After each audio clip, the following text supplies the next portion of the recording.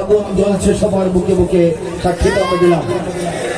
সে আগুন নিয়ে বাংলাদেশের মুসলমানরা বসে থাকবে না।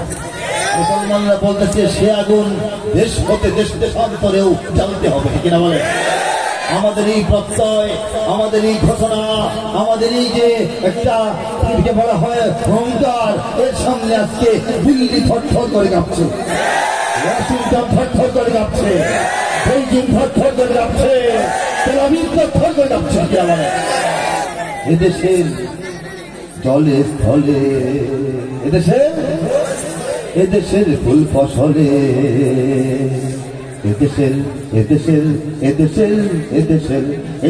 সবুজ মাটি, সবুজ ঘাসে, সবুজ বনে, মদিনার সবুজ মিনার ঝলসে ওঠে দুই নয়নে।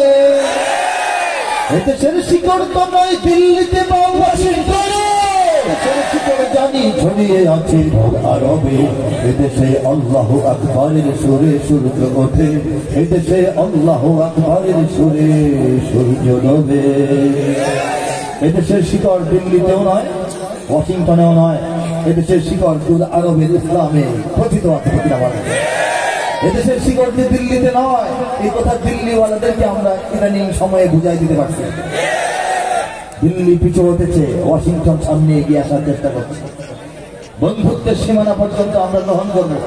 বাংলাদেশের রাজনীতিকে গুছিয়ে দেওয়ার জন্য, বাংলাদেশের অর্থনীতির চাকা ঘোরানোর জন্য, বাংলাদেশের শিল্প সংস্কৃতি বিজ্ঞান প্রযুক্তির সহায়ক হিসেবে পৃথিবীর যে কোনো শক্তির সাহায্য আমরা নিতেই পারি।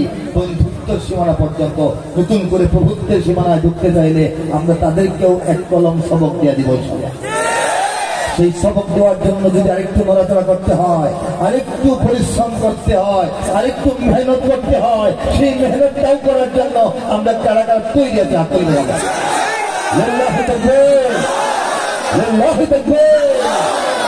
বাংলার ইতিহাসে যখনই শত্রু আসে পালাবার পথ খুঁজে পায় না, বাংলার ইতিহাসে যখনই শত্রু আসে পালাবার পথ খুঁজে পায় না। ইংরেজ পেনিয়ারা এখানে খেয়েছে, তারা পালিয়ে গিয়েছে পাক হয় না। ইংরেজ পেনিয়ারা এখানে খেয়েছে, তারা পালিয়ে গিয়েছে পাক হয় না। বুঝনিক আমেরিকা, বুঝনিক ইন্ডিয়া, বুঝনিক রাশিয়া ও চায়না, বুঝনিক আমেরিকা, বুঝনিক ইন্ডিয়া, বুঝনিক রাশিয়া ও চায়না।